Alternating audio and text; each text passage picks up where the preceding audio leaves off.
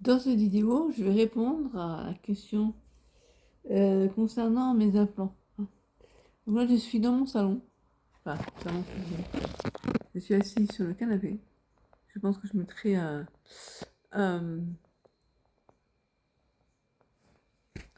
ben, une couverture différente, parce que bon, il n'est pas terrible. Voilà, où je suis, là, la cuisine. J'attends, j'aille là, elle va pas venue encore. Donc, je vais parler des dents. Parce qu'il y a une personne qui doit se faire poser des implants, qui me demandait mon retour. Alors effectivement, attendez, je vais vous montrer aussi sur quoi je pose mon main. Ça c'était mon père qui m'en avait offert quand il était laborantin. Bref, mon père avait fait des missions en Afrique. Alors, quand je vois ça, je me fais penser à koh. Donc, eh ben, ce que je peux dire, c'est que j'ai flippé beaucoup avant de le faire. J'ai perdu des dents les unes après les autres. Ça faisait plus de 10 ans, 15, 20 ans que j'avais pas dû commencer à perdre des dents. Alors, bon, j'ai eu à la fois une, une parodontite, donc un problème gingival, et, euh, et un traitement qui m'a été donné à l'époque où j'étais en poussée de sclérose en plaques, de troubles cognitifs, qu'on a pensé que je faisais une dépression, que j'allais à l'enfer à force, hein, faut pas savoir ce que je souffrais. Euh, et on m'a traité avec un médicament qui m'a cassé les dents. Je vais fermer un peu. Et voilà pour expliquer un peu pourquoi j'ai perdu des dents. Et en fait, j'avais énormément de dents à remettre. En fait, c'est arrivé crescendo. C'est petit à petit. Ah, ça là, on va pas rien y faire, il faut l'arracher. Puis ça faisait. Mais tous les soins que j'ai eus dans la bouche, j'ai eu des couronnes. Je connais tout. Les bridges, tout ça. Et rien n'a été durable en fait. Donc, au bout d'un certain temps, je me suis retrouvée sans aucune molaire et prémolaire. J'ai eu 8 dents, 8 implants à faire. 8. Ça a été un truc de ouf. Et j'étais très réticente à y aller, hein, parce que j'avais peur d'avoir mal, mais aussi, surtout, j'avais peur que ça tienne pas. On m'a dit, il y a des dentistes qui étaient contre, puis ils disaient, vous n'avez pas assez d'os en bas. En haut, ça allait, mais en bas, pas assez d'os. Et j'avais aussi certains dentistes qui me disaient, avec la sclérose en plaques, vous allez avoir un rejet, quoi. Et mon neurologue avait beau dire non, non, il y a pas de contre-indication par rapport à la sclérose en plaques. Donc, j'ai beaucoup réfléchi, et puis j'avais un dentiste de famille, et un autre dentiste, ouais. Et on m'a proposé plusieurs fois des implants. Il y en a qui ne voulaient pas du tout, puis d'autres qui étaient d'accord. Et ne serait-ce que ça, j'étais là, j'ai dit, pourquoi il y en a qui sont d'accord, d'autres qui ne sont pas d'accord? Il faut que je sois sûre de moi, quoi. Parce que ça coûte une fortune, donc je me suis dit, c'est pour investir là-dedans et que ce soit pas pérenne, non. Parce que jusqu'à présent, tous les soins que je faisais ne duraient pas. Et un jour, en discutant avec ma kiné, elle m'a conseillé deux personnes.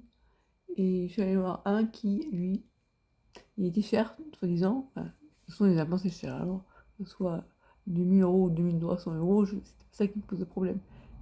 Même si ça peut être un problème pour les personnes, bien sûr.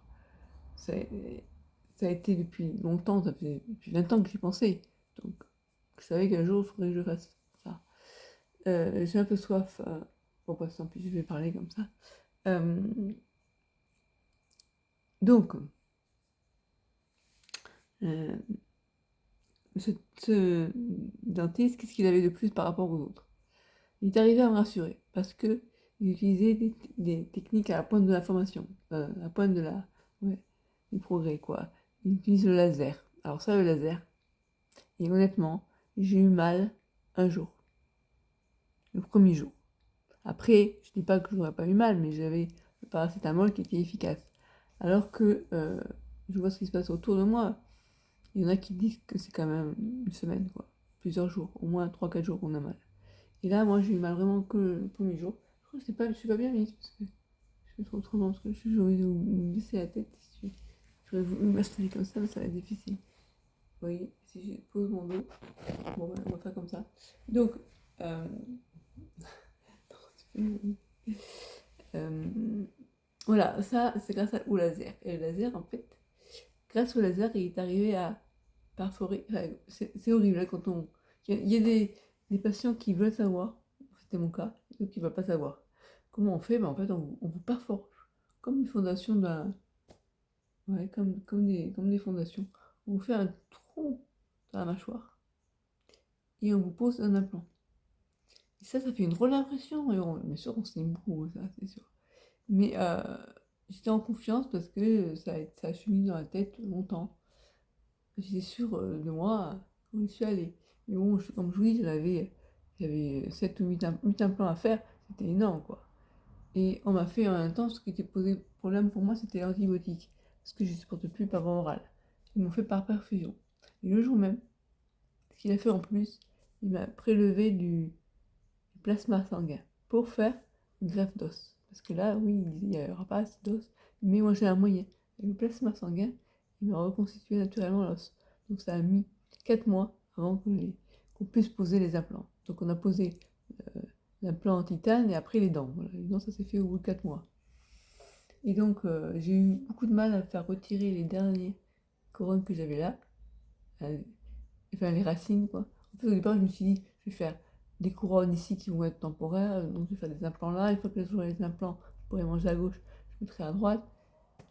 Mais lui, il voulait tout faire en même temps, et comme je faisais confiance qu'à celui-là, je me suis dit, bon, je vais monter dans le grand bain. Mais pendant 4 mois, j'ai eu beaucoup de mal pour manger. Il fallait que je mixe tout, manger qu'avec les dents de devant, un peu les dents de devant, forcément, du coup, elles commençaient à se casser aussi. Je me suis retrouvée un jour avec une dent là-haut qui était manquante. La dentiste que j'étais allée revoir entre temps, elle me dit c'est une dent litigieuse, j'y touche pas. Enfin bon, c'était la catastrophe, quoi. Ça a été dur. Mais les implants en eux-mêmes, avec ce dentiste-là, j'en suis contente. Après, je vous dis pas, j'ai pas vraiment choisi la forme des dents et tout. Parce que je voulais surtout des dents qui tiennent. Donc là, vous voyez, là c'est cette dent-là, entre temps qui est tombée, mais ça, c'est pas lui qui l'avait faite. C'était une ancienne dent qui était sur pivot. Et il m'a dit que j'en avais pas à l'arracher. Et par contre, lui, quand il me demande très cher, je me suis dit, je vais aller voir une autre dentiste qui demandera moins cher. Donc là, entre-temps, il faut savoir que le dentiste me disait, vous allez perdre toutes vos dents. Ah, je lui ai dit, attendez, vous avez une sclérose en plaques, en plus vous voulez que c'est putain, à quoi je vais ressembler. Et lui, il m'a dit, on peut faire quelque chose, c'est un bridge. Parce que j'ai un bridge en haut. Parce que moi, j'ai proposé ça à la dentiste, parce que, il y a un moment donné où ça commençait à toucher les dents de devant. Alors là, non. C'était pas ça en plus. Et donc j'ai proposé un bridge, elle m'a dit ok, donc elle m'a fait un bridge pour soutenir les dents, hein. Et pas quand même, parce que sinon il faut savoir qu'il y a des couronnes, donc une seule dent unique. Si elle tombait, ben ça, grâce à un bridge c'est plusieurs dents, ça permet de les renforcer. Et il a proposé pareil en bas. Et moi qui avais beaucoup de problèmes de gencives, ça nous a vraiment assaini. Et avec le laser, il arrive à aller derrière sous la gencive sans que ce soit trop invasif pour nous. En fait, ce qui se passe, c'est que comment font les dentistes pour aller nettoyer les gencives en bas? Vous me comprendrez après. Curetage manuel. Donc ils prennent pas un scalpel, non, mais un ustensile de dentiste. Ils vont dessous retirer le tartre. Et après, il faut avoir des bons nettoyages au niveau des bactéries, parce que c'est les bactéries qui provoquent ça. Et la nourriture qui se met au niveau de la dent qui devient un peu poreuse, je crois. Enfin, l'émail n'est pas très résistant. Et donc, il y a des bactéries qui prolifèrent et ce qui crée les problèmes de gencives. Je vais vous montrer, je vais essayer de retrouver un avant, après. Là, regarde. Alors, il m'a dit, vos gencives se sont rétractées. Ça, je ne pourrais pas faire grand-chose, par contre, je vais les assainir. Donc, c'est possible qu'il y ait des gencives dans le feu basse. Et là, alors là, c'est parce que j'ai cette dent-là qui a été retirée. J'espère que je me suis bien lavé les dents, ça se parce que sinon... Voilà. Ah. Avant, j'avais plus dans là. Ah. Celle-là, c'est la seule couronne que j'avais. Et quand il n'y avait rien dessous, ben, ça ne rien. C'est ça qui est difficile. Mais je, je recommande, parce que franchement, avant, sinon, c'était les appareils. Les appareils, ça tient pas. C'est pas... Enfin bref. c'est compliqué. C'est compliqué les appareils. D'ailleurs, ce dentiste qui était à la pointe de l'information, il disait pour lui, les appareils, c'est l'Antiquité. Mais, bien sûr, pour les personnes qui n'ont pas les moyens de se payer des implants, et je peux le comprendre, ben, les appareils, il ne faut pas dire que ça sert à rien, parce que ça peut, bien sûr, les aider à manger, quoi. Et, mais je pense que quand on peut, c'est vraiment mettre de côté pour ça quand on a des problèmes de dents. Franchement, ouais, pour moi, les implants, ça m'a sauvé. Ça m'a sauvé. Voilà, ce que je pourrais dire de plus. Si je pourrais vous montrer ce que j'utilise comme brosse à dents. Parce que attention, c'est bien, on a fait ça, mais après, il faut l'entretenir. Donc, il faut passer une brossette entre chaque dent. Au début, ça peut faire un peu mal, parce qu'on n'est peut-être pas habitué.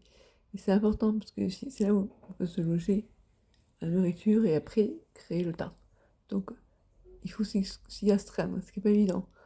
Après chaque repas, c'est idéal. Moi, je le fais au minimum le soir, après le repas du soir. Voilà. Donc, entre chaque dent, on fait une petite brossette. Avant, on a la brosse à dents, donc dans ce sens-là. Il ne faut pas y aller vite, et c'est le meilleur moyen pour se esquinter les gencives. En bas, en haut, là, et à l'intérieur. On fait ça avec une brosse. Voilà, je vais vous dire la marque Inava 5 centièmes, et l'autre, après, une autre brosse à dents pour aller stimuler les gencives, retirer. En fait, on va sous la dent, au niveau entre la gencive et la dent, pour retirer le tartre et la nourriture. Parodontite, je vais vous montrer ça. Voilà, et ça, c'est des soins importants à avoir. Il faut savoir aussi que, après la pose d'un implant, il m'avait donné des huiles essentielles pour aider à la cicatrisation. Voilà, c'était pas très agréable en goût, je trouve, mais ça avait été utile. Voilà, je pense que j'ai rien oublié de vous dire. Donc, le choix du dentiste est important. Il faut vraiment avoir confiance. Moi, j'ai fait une antibiothérapie, parce qu'il y avait une. Elle m'a dit que je flippais à prendre les antibiotiques. Elle était un peu réticente. Elle me dit c'est pas automatique, hein, si vous voulez, on fait pas d'antibiotiques. Je dis, bah, si, j'ai vu qu'on les fasse. C'est juste que je sais pas par rapport à mon estomac. Donc, elle avait trouvé aucune solution. Lui, le premier jour, et c'était une infirmière qui était venue dans son cabinet me faire la perf. Enfin, faire l'injection. Après, ça a été relié par un infirmier qui venait à domicile 2 fois par jour. Ça a été lourd. Mais honnêtement, j'étais tranquille. Je me suis dit, là, l'antibiotique marche à fond, quoi. Encore mieux que par voie orale. Voilà, donc honnêtement, il ne faut pas écouter les dentistes qui disent passez-vous de l'antibiothérapie. Si ça vous dérange, non, non, non, non. Moi, je suis content de l'avoir fait parce que si j'avais écouté les dentistes qui disaient on ne peut pas le faire, ben, je serais embêtée maintenant. Si j'avais écouté celles qui disaient si on peut le faire, ou Studos, alors que ce n'est pas le cas, et qu'en plus, elle ne faisait pas l'antibiotique, vous imaginez. Donc, attention, quel est le dentiste qu'on choisit. Ça, c'est important. Et puis moi, on m'avait fait faire une radio panoramique, hein, pour voir l'état de mes mâchoires. Voilà. N'hésite pas si tu as des questions, n'hésite pas auxquelles je n'aurais pas répondu.